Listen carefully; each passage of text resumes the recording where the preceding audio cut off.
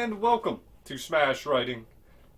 This is Redfield, and today we're going to be talking about Captain America Brave New World, directed by Julius Ona. Yes, I did find my dry erase marker. Actually, I found another one. That's quite that.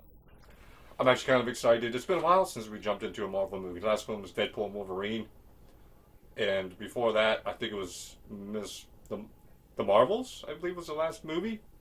I'll check it out. I should have checked it out, but I didn't. Anyway, regardless, we're getting off the point. Let's dive in and talk about it, shall we? Alright, this movie kicks us off with a celebration. New president has been won as Thaddeus Ross, who's running off the slogan, together. We're going to get through all the bad times, all the bad things that have happened in this world together. And we jump a few months ahead. Captain America, Sam Wilson, is on a mission trying to get a container back from Sidewinder, who set up a meeting at this place that's not a great place for him to be doing this. And we meet a new Falcon, a new helper for Sam. His name is Joaquin Torres. And together they're able to bust everyone, get the package back. And with this new show, it's time for Sam to take Julius to learn a bit. Joaquin to meet up with the trainer that's been helping Sam and get him in shape for what they're doing. And it turns out to be Isaiah Tobias, who's still, wary of everything because of everything he's been through. And he's not too happy about Sam working with the president, especially that president being Thunderbolt Ross. But Sam's like, I'm only doing this because I want to set up a new world, make sure it's right by everyone. And I've got eyes on Ross to make sure he doesn't believe he's changed, but to just make sure he doesn't step back. He's got eyes on him that way. And Sam has been recently invited to the White House to talk to the president and see the presentation. And he's going to bring Joaquin and Isaiah with him. And when he gets there, he learns what the president wants. The president wants Sam to put together the Avengers again. Despite the Accords, he feels, especially after what happened with Endgame and all that, and Thanos, the Avengers really are needed. But they're going to be answering to Ross, and that puts Sam on the back foot. But it's time for the presentation. And what's happened is a new island is formed, Celestial Island. And on said island is brand new material to this Earth, adamantium. And all these countries have stakes in it. Ross wants a treaty. He wants the adamantium to be available to the world. And he's hoping, especially now that the container of the package, which was full of adamantium from a side of the island that Japanese control, that this will be a great bargaining chip to really solidify the treaty. Except the presentation is interrupted by 5 gunmen, including Tobias, who was, we learned, mind controlled. He had no idea what was going on, and he does try to run. It could have been much worse, but Sam was there to make sure he was only caught. And Sam wants in on the investigation, but because of this, and because it was his friend, Ross ain't hearing anything from him, and even throws him out. Of course, he's not going to stop there. Independent investigation time between Sam and, I keep almost calling him Julius. God damn it. Joaquin are going to work together. And on the president's side of it, he's putting his head of security, Ruth Surf, I believe her last name is pronounced. Me and my names. But during the independent investigation, he is attacked almost immediately by Sidewinder. Fights him off, and we learn 3 things. 1, all of the attackers, including Tobias, had their phones flashing in their face. And I believe it might be a mind control thing going on. 2, don't mess with Ruth. Ruth was trained in the Red Room. She's a widow. And 3, Sidewinder, his buyer, was made a call from this place, Echo Base, which is a black site prison. So it's off to the prison they go. And they find a lab inside of it with all these people's medical information, including one on Ross.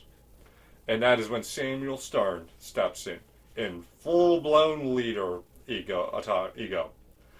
And He's the buyer. He's the one who set everyone up. And he's been working with Ross now for a long while to make sure Ross gets what he wants. And in return, Ross was supposed to pardon him, but hasn't. So now it's time for vengeance. A 60 guards on him to slow him down, but they managed to fend him off with the help of Ruth, who's arrived. She's been investigating this. She's honest, on board, and everything. And together, the three of them managed to fight it off and get out of there. They pit stop along the way to where Sidewinder is being held. Sidewinder confirms it, but he adds a few things too.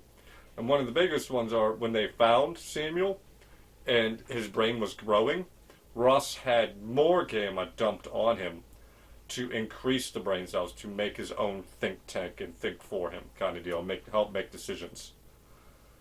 And in return, Sidewinder's going to go to a lesser prison, and he's like, "Oh, when I break out of here, I'm coming after you." So Sam wants to go have the chat with the president now. It's about that time. Except during all of this, the president is on his way to the Celestial Island, where we're on the verge of war with Japan, because Japan found out that container of adamantium. Yeah, that ain't going back to Japan. That's staying with us. And this is pissing off Ross even more. There's something going on with Ross. Sam confronts him, and Ross is like, only reason I was working for him was because my heart was failing. He was the only one who could save me, and the pills he's been taking are to save his heart. The conversation, though, is interrupted. The leader has gotten to two of the jets, and Sam and Joaquin have to take him down before they really start a war here. But in the process, Joaquin gets badly injured. But the attack has been stopped, and things have quieted down, and it's looking like it's all right. But the leader is not going to be done here. His grand finale might have been stopped, but he still had one more thing in the chamber. One more thing he needed to do. Show the world who Ross really is. Those heart medicines were laced with gamma, and he's been upping the dose of gamma. And that boils over in a press conference that goes terrible, and Ross goes full-on Red Hulk. And Sam has to fight him and get him to calm down and wake up and snap out of this. And with that done, Tobias is free, Ross is locked up, but he gets to see his daughter Betty one more time. And the movie ends with Sam and Joaquin having a laughing conversation at the hospital. We get a post-credit scene where the leader pretty much tells him, you might have saved the day now, but what do you think you're going to stand whenever the rest of them arrive? Dooming something far greater is on the horizon. I really enjoyed seeing Sam back. I loved his character since he's been introduced. I love the evolution his character has gone on. From Cap's, second hand being the Falcon for Captain America, looking up at his hero kind of deal, to becoming Captain America with his own helper who has looked up to him all his life and wants to make him proud. And Anthony Mackie does a great job at showing how much this affects Sam and how grateful he is for everything, but how much pressure Sam is always putting himself under. Always wanting to be better, but he feels so out of depth, especially since he isn't a super soldier and he's trying to live up to the moniker of Captain America, while at the same time he's wants to be different. He wants to be someone that Tobias could be grateful, not grateful for, but yeah, that'll do people like Tobias and everyone who's been wronged by the system right. And he just wears all of that pressure on his shoulders at all the time. And Anthony Mackie does a great job with that. And I love the back and forth Anthony Mackie had with Joaquin, who is played by Danny Ramirez. I love their dynamic together. That guy, the young kid looking up at the hero and wanting to do him proud. And just great stuff between the two of them. I loved Shira Haas's Ruth. I want to see more of her in the future. I love the Widows too, all the Black Widows we've seen. I'm so excited to see what they got planned for Ruth in the future.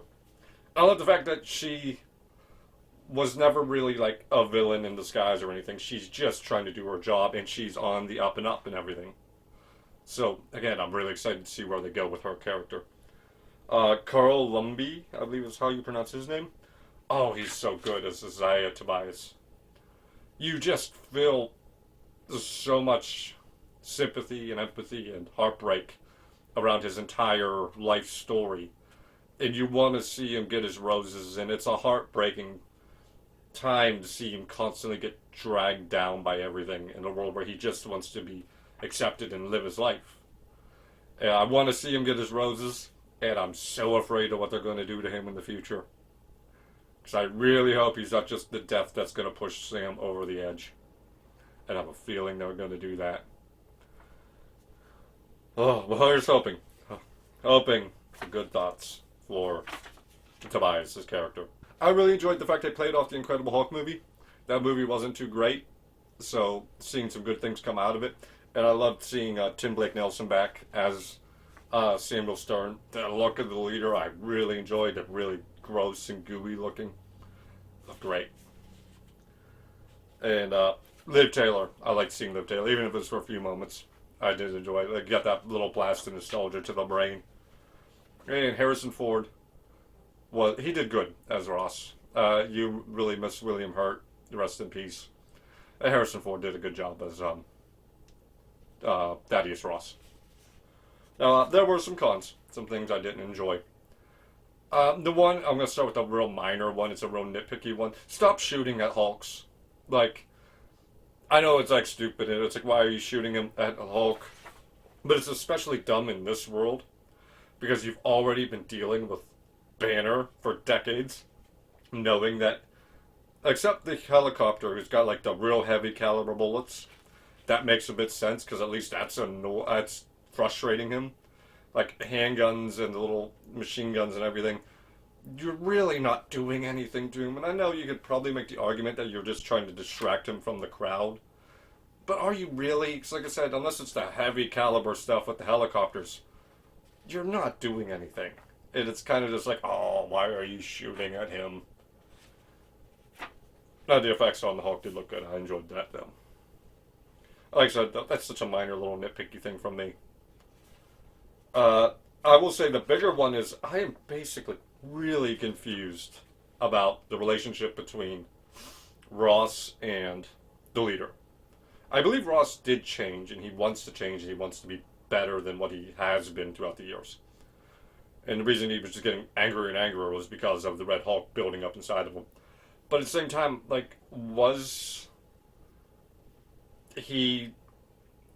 Like, how much was he leaning on the leader here? Was he leaning on him for tech and advantages and heads up? Or was he just leaning on him to try to cure his heart? Like, which one of them was true? It was kind of confusing about where that was. Outside of that, though, I really had a good time. I really enjoyed this movie. I'm going to give it a B+. That seems like a fitting grade for this movie. Not quite A. I do think it misses the A target by a real little bit. But B+ is where I'm going to put it. I would suggest going to check this out. So, with that, have a good day, evening, night, afternoon, whatever, wherever you are. And as always, bye-bye.